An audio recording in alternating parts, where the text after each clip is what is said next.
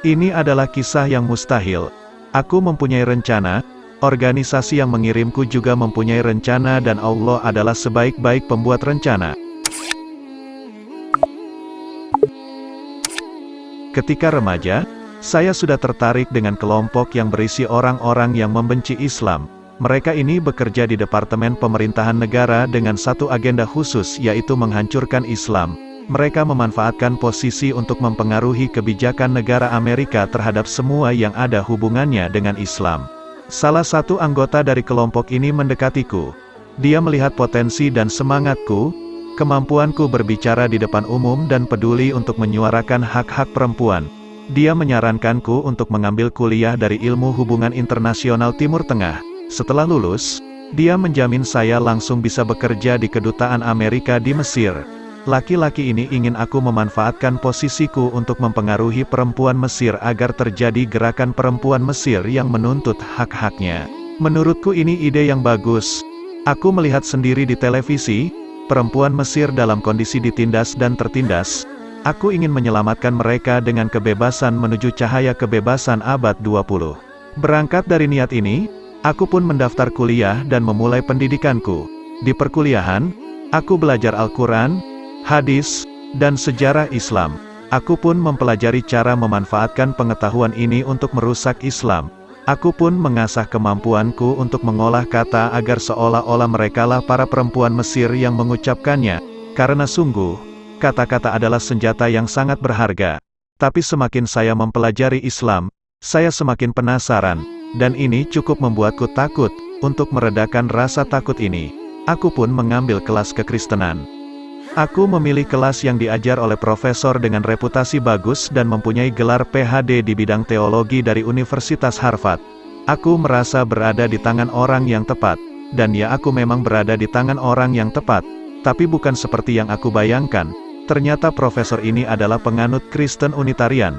Dia tidak percaya pada keyakinan Trinitas hanya pada ketuhanan Yesus. Sebaliknya, dia malah tidak percaya bahwa Yesus itu adalah seorang nabi. Dia membuktikan keyakinannya ini dengan mengambil Alkitab dari sumbernya dalam bahasa Yunani, Ibrani dan Arab. Dia juga menunjukkan di mana letak perubahan tersebut. Tidak itu saja, dia juga menunjukkan peristiwa-peristiwa bersejarah yang mengakibatkan terjadinya perubahan ini. Saat perkuliahan berakhir, aku tahu keyakinan lamaku telah rusak.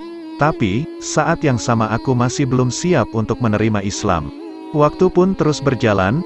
Aku melanjutkan studi untuk diriku sendiri dan masa depanku sekitar 3 tahun. Selama masa-masa ini, aku selalu mempertanyakan keyakinan Islam ini pada muslim yang kutemui. Salah satu muslim tersebut adalah laki-laki anggota dari Asosiasi Pelajar Muslim.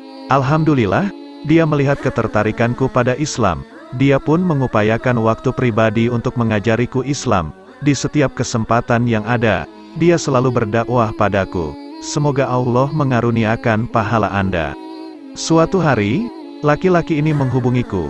Dia memberitahuku bahwa ada sekelompok muslim yang datang mengunjungi kota tempat kami tinggal. Dia ingin aku bertemu dengan mereka. Aku pun setuju.